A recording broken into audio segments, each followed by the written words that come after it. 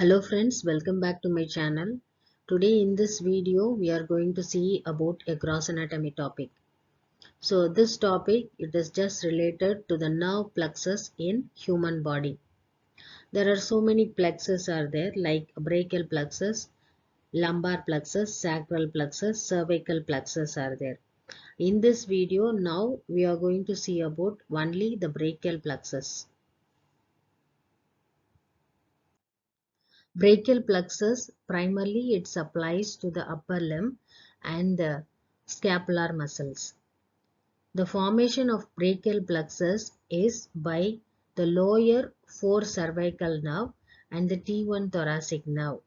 That is, the formation of the brachial plexus is by the ventral primary rami of C5, C6, C7, C8 and T1 spinal nerve. In this case, if there is a contribution from the C4 cervical spinal nerve, means it is called as prefixed brachial plexus. And if there is a contribution from the T2 means it is called as postfixed brachial plexus. Then the brachial plexus undergoes 5 stages. Root stage, then trunk stage, and then division, then cord stage and then branches. So like this 5 stages we can see in the brachial plexus. This root stages it lies behind the scalenus anterior muscle. It is located behind the scalenus anterior muscle and it is formed from C5 to T1 spinal nerve. Then the second stage is trunk stage. 3 trunks are there: upper trunk, middle trunk and lower trunk. The C5 and C6 unites to form the upper trunk. C7 alone it forms the middle trunk and C8 and T1 nerve root unites form the lower trunk. The next stage is division. Third stage is division. Each trunk has divides into anterior and posterior division. Middle trunk divides into anterior, posterior division. Lower trunk again divides into anterior and posterior division. So like this each trunk has divides into anterior and posterior division. Then the fourth stage is cord stage.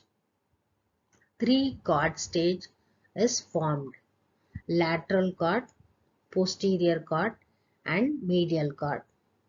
This cord stage is located behind the clavicle.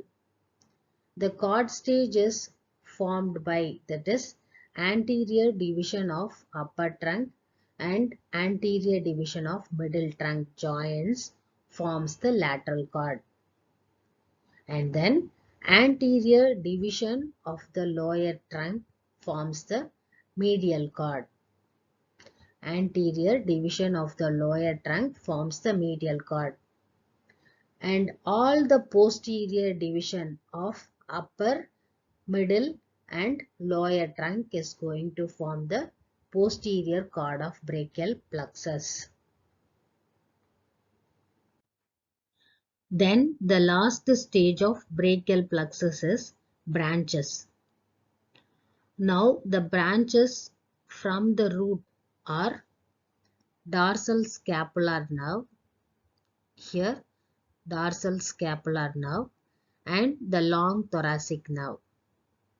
These two branches are coming out from the root.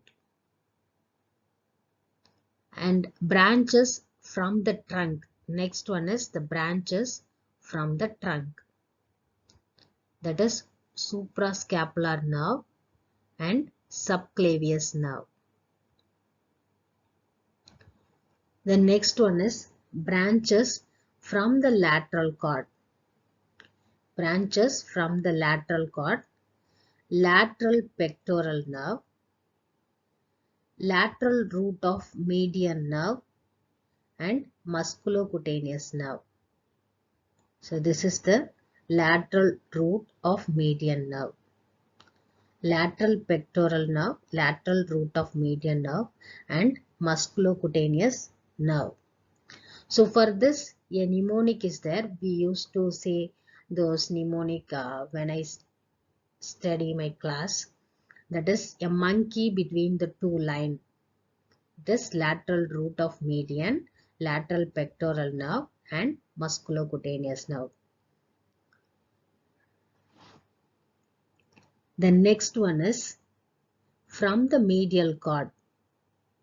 From the medial cord, it gives branches of medial root of median nerve, medial root of medial nerve, medial pectoral nerve,